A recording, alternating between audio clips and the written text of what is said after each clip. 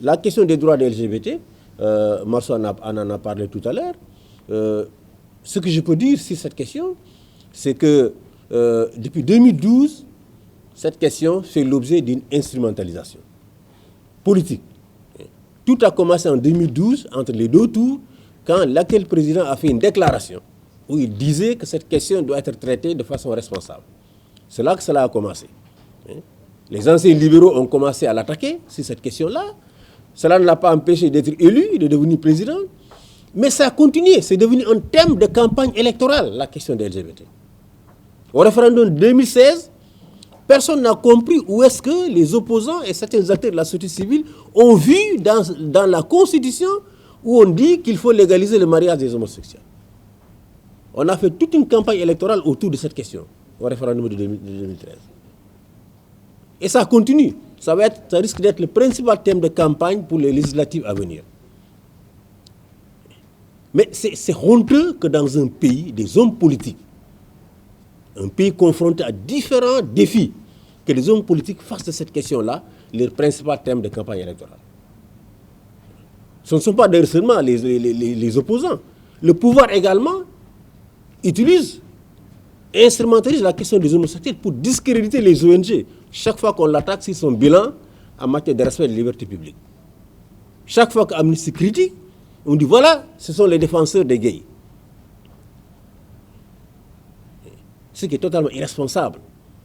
Parce que nous ne demandons aucun droit pour les gays, pour les LGBT, que les lois et la Constitution du Sénégal ne leur donnent. C'est la Constitution du Sénégal qui protège tous les Sénégalais contre la violence physique. C'est la Constitution du Sénégal. Or, ce que nous avons vu pendant la dernière année, c'est que plusieurs personnes LGBT ou soupçonnées d'être des LGBT ont été attaquées, bastonnées, filmées. Et évidemment, sans que rien ne soit fait pour retrouver les auteurs de ces actes, qui sont des actes de barbarie. Parce qu'on est quand même dans un état de droit. La loi punit les actes contre nature. Mais la loi ne demande pas aux gens dans les quartiers de se faire justice. Eux-mêmes, on est dans un état de droit. Donc, de façon tout à fait claire, nous dénonçons et nous demandons la fin de l'instrumentalisation de cette question-là. Aussi bien par le parti au pouvoir qui en fait un argument pour discréditer les ONG, que par l'opposition et les groupes politico-religieux. Je le dis, je rappelle les groupes politico-religieux, parce que dans Andesambie Djikoyi, beaucoup de leaders de Andesambie Djikoyi sont en même temps des leaders de partis politiques. Et on connaît bien leur agenda. Leur agenda, clairement, c'est d'aller aux élections, d'aller à l'Assemblée nationale, n'est-ce pas, et de s'attaquer au fondement laïque de l'État. Je le dis sur la base du mémorandum qu'ils avaient soumis aux candidats à l'élection présidentielle de 2019.